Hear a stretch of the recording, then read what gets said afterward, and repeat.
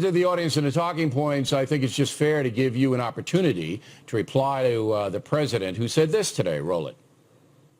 The notion that... What say you? I think he's the worst president maybe in the history of our country. I think he's been a disaster. He's been weak. He's been ineffective. You look at this so-called recovery, it's setting record lows. It's, I guess, not since 1949 has there been anything like it. You look at home ownership. Look at what happened as an example. He talks about Ukraine. I believe I know far more about foreign policy than he knows. Look at Ukraine. He talks about Ukraine. Well, you know how tough he is, right? How tough he is with Russia. In the meantime, they took over Crimea. And I understood that. And most papers covered what I said accurately. Some didn't because the press is so dishonest. But Crimea, I mean, the Russians took it over under Obama's very powerful leadership. And, you know, he talks about me with Russia. Wouldn't it be a wonderful thing, frankly, if we actually got along with Russia and worked out some kind of a deal where we go in and knock the hell out of ISIS along with NATO and along with countries that are in the area? Wouldn't that be wonderful as opposed to fighting? But Crimea was taken over. And you know this better than anybody because you were covering it a couple of years ago. It was taken over during Obama's regime, big, tough president. So, look, I think he's one of the worst presidents, maybe the worst that we've ever had in the history of our country. I think that Hillary Clinton maybe she has the potential to be even worse. Right. She will be terrible. Look at the lie. Look at the lies. Look at the lie over the weekend that she told about the FBI director. I mean, such a lie. I was listening to it. I said, how can anybody even say that after what was said about her? Okay. So I think she has the potential to be even worse. Let me refocus you back on this Khan situation because the press is running wild with it. In hindsight, wouldn't it have been smarter for your campaign just to pretty much ignore him? Well, you know, I was watching television. I said, isn't that nice? Isn't that nice? And all of a sudden I was viciously attacked on the stage of the Democratic National Convention by Mr. Khan. And I responded to that vicious attack. And what happened is the press took it and made it a big deal. Sure. And that's fine. I speak very well. Obviously, I mean, there's no greater sacrifice than you lose a son or a daughter, and you know, in the way that this happened, and I understand that. But regardless, I was viciously attacked. So I think I have the right. Am I supposed to not have the right to at least say something back? But and then I when did, you brought in I the don't even mother, like talking about it because honestly, Bill, you just brought it up again, and it's already sort of falling into the background. This was a press event. The press played it day in, day out. CNN, which is a totally dishonest. Let me just tell you. CNN, which is a totally dishonest group. We'll get to CNN just in a kept moment. playing it all. All right.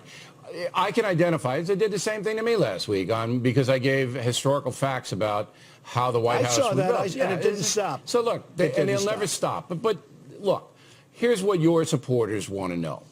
And some people are undecided who you need to persuade over to your camp. It wasn't wise to bring the mother in. I understand Khan, and I got that. You know, he's going to come after you, and he was obviously hired by the Clinton campaign to do that. It was orchestrated, as we just said in the talking points. Everybody knew the script. But the mother's just sitting there. And for you to bring her in, that gives them the opportunity. It just opens the door for them to come in and hammer you as this mean kind of guy. I understand that, but, you know, part of it is I read a lot and I watch a lot. And many, many people discussed this. Many, many people, they said it. So when I said it, it became like a big deal. And that's, you know, the way it is. But I was very viciously attacked. And I said not very viciously back. And the press, especially CNN, I mean, because they're very dishonest. They must be having very bad ratings problems or something, which actually I hear they are. But they just kept it going, and it never stopped. And honestly, it's too bad. All right, but the New York Times then drags out tremendously unfair. Right, but the New York Times today drags out from on page one your Vietnam, draft status. Yeah. By doing this, and I had to learn this the hard way with that despicable Al Franken. All right, if you go after somebody and you're punching down, as they say, all right, then the left-wing press is going to seize it and call you a racist and a bully and a sexist. And I mean, I agree. I right. agree. So No, I agree. you know, in the future, but you I just have got to to say, let it go. You mentioned the New York Times. I'm on the cover of the New York Times like every day, sometimes 2 or 3 stories. Yeah. They are so dishonest. But First of all, they're parsing totally it out. failing. They're losing a fortune. They're waiting. Sure. See, they should have done the Vietnam thing when you got into that kerfuffle with John McCain. That would have been a time. But they held it because he's a Republican, so they didn't mind you hammering him. Well, just so you understand, and so your viewers understand, nothing was wrong. I had some academic exemptions. It was a very minor thing. They didn't even talk about the draft number I got. I got a 356, I think it was, draft so they number could have taken you in. They But didn't even before the mention draft, that. before the lottery, they had said yeah. But it doesn't matter what they said. I mean, I'm just telling what you. I'm saying, Bill, is this. They're going to give it to you no matter what. The New York Times is unbelievably dishonest. They're failing. It's a failing newspaper. It's losing a fortune. Probably it won't be around for more than 2 or 3 years. And, you know, they write and they keep writing. And I believe in, if they write something wrong, I believe in fighting back a little bit. I don't know if I should. Maybe I shouldn't. But it so depends far, who you honestly, fight Bill, so against. far it has been working, in all fairness. If you want to beat me up, remember when you said I needed a psychiatrist? That's fine. People like to say, yeah, he does. Well, Trump's but right. I said it kiddingly. I said it kiddingly. Yeah. But anyway, you can fight me. You can come at Did me. I? But if there's Maybe some not. little Muslim woman who loses her son, you can't. You just can't, no matter what she does. She could set you on fire, and you Well, could say, thank you, I hated those trousers. I know. You know, you just got to let it go. All right, I look, didn't fight her. Let's I didn't hold you fight her. over. We'll talk a But little please politics. remember, I was viciously attacked, and all I did was respond to it, and it ends up being a 4-day story. So we're going to let's hold Mr. Trump over, talk a little policy, talk a little politics. This is from his headquarters here in New York City. Why would you think that the election would be rigged? Well, I'm looking at all of these decisions coming on down from the standpoint of identification, voter ID. And I'm saying, what do you mean? You don't have to have voter ID to now go in and vote? And it's a little bit scary. And I've heard a lot of bad things. I must say, 4 years ago, I was hearing a lot of bad things having to do with the Romney campaign where, you know, when the vote came out, there were some districts that were really shockingly different from what they were anticipated to be. And I've been seeing it. And I've been hearing it a lot. But the whole thing with voter ID, identification, I think is really, I mean, people are going to walk in, they're going to vote 10 times maybe. Who knows? They're going to vote 10 times. So I am very concerned, and I hope the Republicans are going to be very watchful. Yeah, they got to be vigilant. I hope vigilant. the Everybody authorities are has going to to be be. very watchful. Okay. Because I want to tell you, I believe it's going to be just like Bernie Sanders. I said it was rigged. Well, it's rigged here too, believe me. So I just hope the Republicans are going to be very watchful. What about the Washington Post report today that you're not going to support John McCain's reelection or Kelly Ayotte in New Hampshire? Is that true? I'm only thinking about it. I mean, I've never been a big fan of John McCain, and I just hate the way our veterans have been treated by John and other people. I hate it. I look at our veterans, how badly they've been treated, the suicides, the But what did John McCain done? Tremendously bad treatment. Done to veterans, though. Well, he should have grabbed that issue. That's his issue, and he should have grabbed it. I've never been happy about that. And by the way, you knew about that a long time ago when I was on your show. Yeah, of course. No, I mean, we've been made it. doing that. Bill, I haven't made a decision on John McCain. And in New Hampshire, I'm leading by a lot. I'm doing great. And you have a senator who I don't know, who sort of doesn't want to get involved. And I'm doing better than she is. And I think that's fine. I mean, she's doesn't speak about me, but I'm doing very well in New Hampshire. Yeah, I but won it big in the if you're primaries. president, I think you're I'm going to win it want again. you're going to want as many Republican senators and Congress people as you can I get. didn't say anything. I'm just saying if she's not involved with me, I'm just not involved with that. I'm very involved with New Hampshire. I love New Hampshire. I've done a lot for New Hampshire, and New Hampshire, frankly, likes me. But I have a nice lead in New Hampshire, and she doesn't. Now, the Clinton campaign, as we analyzed last night, I don't know whether you saw the program, they're not going to go, it seems, head-to-head with you on issues.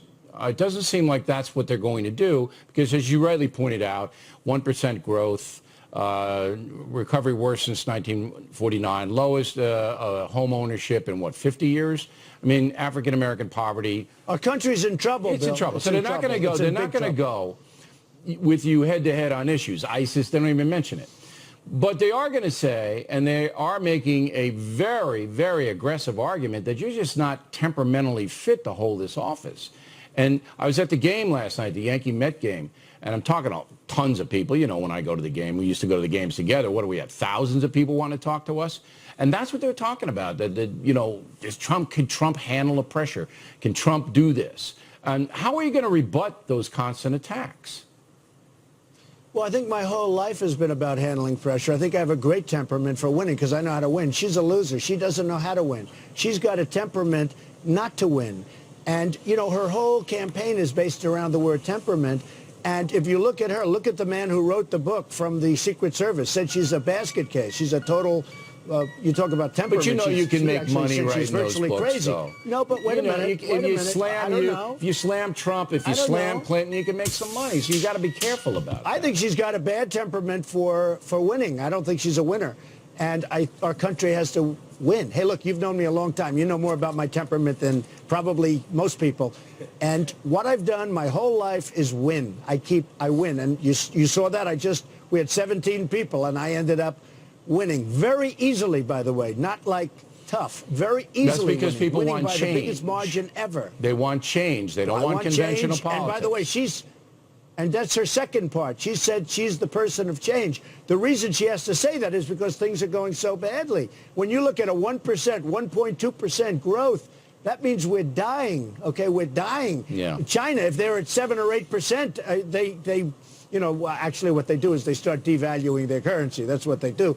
But if they're at 7 or 8%, that's considered terrible. We're at 1%, Bill. We are dying. And you look at everything else. We're failing with ISIS. We're failing in every category. Well, so if it's issues, I think my temperament is great for winning. All right, but that's where they're coming at you on the temperament issue. And we always appreciate you coming on. We know how busy you are. Thank you, Mr. Trump. We appreciate it. Directly ahead, Kirsten Powers will react to what the candidate just said.